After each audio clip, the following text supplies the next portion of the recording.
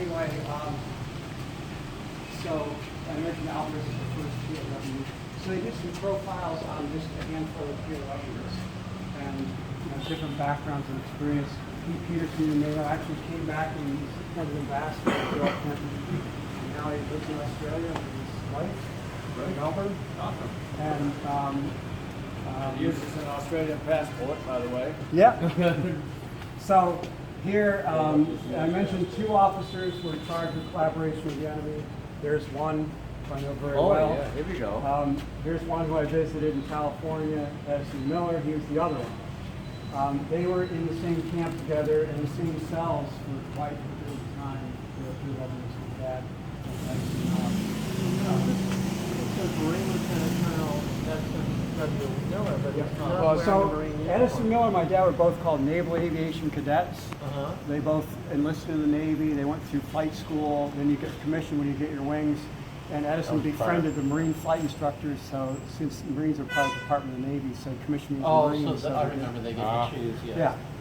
So that's one of the difference. But then John McCain, and you know a lot about his story. And then, so my dad. That's you. And That's Mom. You? Oh boy. So Well, you this look is a exactly change like of your command dad. about 3 weeks before he left. Oh. When he was, Wow. he took command of VF-102 fighter squadron with a 38-year-old Navy commander. So he's one of the older POWs here. You see, the photos that are here. Here's the interview on July 20th. And I found a letter from him the next day referencing they met with Jane Fonda. Yeah. Oh, wow. And it's too bad about all the mythology about that. It's True. Wrong. Absolutely. And then I mentioned to some other folks that I did recover a piece of his plane, Oh, yeah. and the family that recovered that uses a flower pot for pet every year. So I gave it to him, and we were going to Memorial Day parade that day.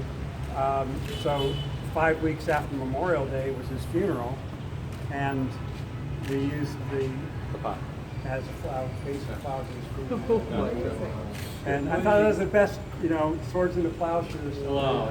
Did I know? That's good. Yeah. But that was that. So, Now, in and this this is picture- way back fun. He was 15 years old when he, the first person on the scene to capture my dad.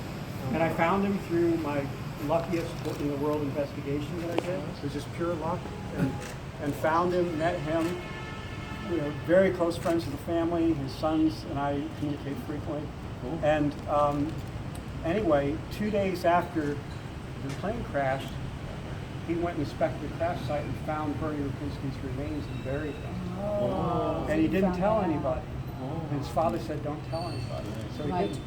He told me, and I collected all the data, turned it over to Defense POW, MIA accounting agency. And there's an excavation site there today. They're looking for the remains of Bernie Rapinski. But like I Can I said, get you to point to that one again? yeah, that's me and that's my dad. Wow. So we're both retired Navy, and my son's an active duty. Thank you. To one person who's not here, that the story about taking this piece of the war machine, which turned into the Tet flower pot, which became the flower pot at my father's funeral. They produced a documentary from Neon Television, and that won the Neon Province Documentary Award, gold medal.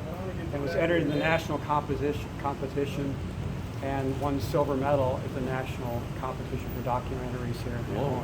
Is it available on like YouTube or It's something like that? somewhere. I should find the link, but Neon Television gave a version to Wallow, and they put English subtitles on it. It's for sale in the stores here. That's the On the best way to DVD? get a hold of it because it has English subtitles. It's a DVD. A DVD. Okay. Yep. What's the name of the title? The flower pot story in English, and I'm not sure the story in the title in something Vietnamese. else. Yeah. What finally happened to the My office. If you don't mind, we're going to embrace you.